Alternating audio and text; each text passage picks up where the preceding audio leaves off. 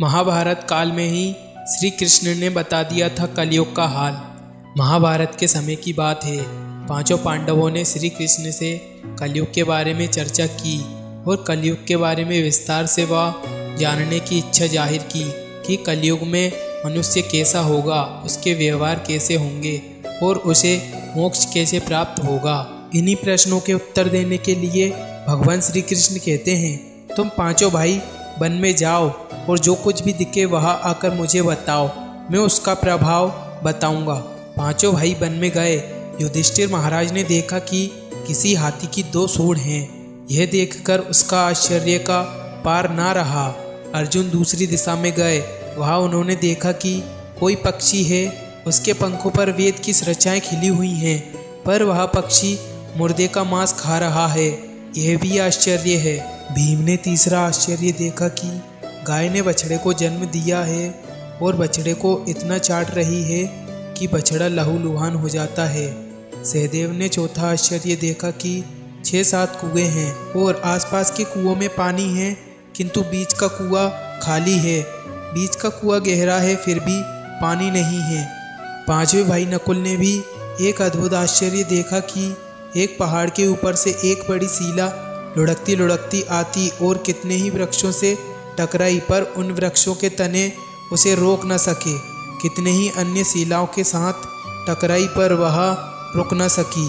अंत में एक छोटे पौधे का स्पर्श होते ही वह स्थिर हो गई। पांचों भाइयों के आश्चर्यों का कोई पार नहीं रहा। शाम को वे श्री कृष्ण के पास गए और अपने अलग अलग दृश्यों का वर्णन किया। युधिष्ठिर कहते हैं, मैंने 2 सूंड वाला हाथी देखा तो मेरे आश्चर्य का कोई पार ना रहा। तब श्री कृष्ण कहते हैं कि कलयुग में ऐसे लोगों का राज्य होगा जो दोनों ओर से शोषण करेंगे, बोलेंगे कुछ और करेंगे कुछ। फिर अर्जुन कहते हैं, मैंने आश्चर्य देखा कि पक्षी के पंखों पर वेद की रचाएं खिली हुई हैं और पक्षी मुर्दे का मांस खा रहा है। इस पर श्री कृष्ण कहते हैं, इसी प्रकार कलयुग में ऐसे लोग रहेंगे जो बड़े बड़े पंडित और विद्वान कहलाएंगे, किंतु वे यही देखते रहेंगे कि कौन सा मनुष्य मरे और हमारे नाम से संपत्ति कर जाए। संस्था के व्यक्ति विचारेंगे कि कौन सा मनुष्य मरे और संस्था हमारे नाम से हो जाए। हर जाति धर्म के प्रमुख पद पर बैठे विचार करेंगे कि कब किसका श्राद्ध हो। चाहे कितने भी बड़े लोग होंगे, किंतु उनकी दृष्टि तो धन के ऊपर ही रहेगी। ऐसे लोगों की बहुत आयत होगी जो बर्धन को हरने और छीनने को आतुर होंगे, और कोई कोई विरला ही संत पुरुष होगा।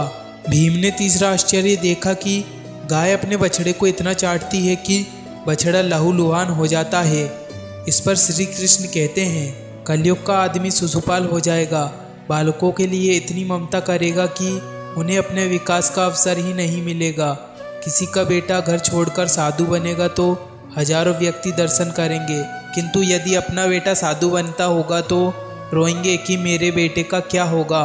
इतनी सारी ममता होगी कि उसे मोहमाया और परिवार में ही बांध कर रखेंगे और उसका जीवन वहीं खत्म हो जाएगा। अंत में बेचारा अनाथ होकर मरेगा। वास्तव में लड़के तुम्हारे नहीं हैं, वे तो बहुओं की अमानत हैं।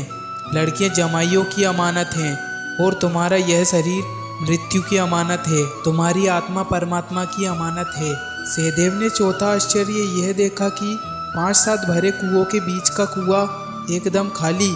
इस पर श्री कृष्ण कहते हैं, कलयुग में धनाढ्य लोग लड़के लड़की के विवाह में, मकान के उत्सव में, छोटे बड़े उत्सवों में लाखों रुपए खर्च कर देंगे, परंतु पड़ोस में ही यदि कोई भूखा प्यासा होगा तो यह नहीं देखेंगे कि उसका पेट भरा है या नहीं। दूसरी ओर मौज मौज में शराब, कबाब, फैशन और व्यसन में पैसे उड़ाएंगे, किंतु किसी के 2 आंसू पोंछने में उनकी रुचि ना होगी, और जिनकी रुचि होगी उन पर कलयुग का प्रभाव नहीं होगा, उन पर भगवान का प्रभाव होगा।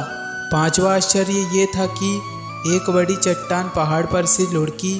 वृक्षों के तने और चट्टाने उसे रोक ना पाए, किंतु एक छोटे से पौधे से टकराते ही वह चट्टान रुक गई। इस पर श्री कृष्ण कहते हैं, कलयुग में मानव का मन नीचे गिरेगा, उसका जीवन पतित होगा।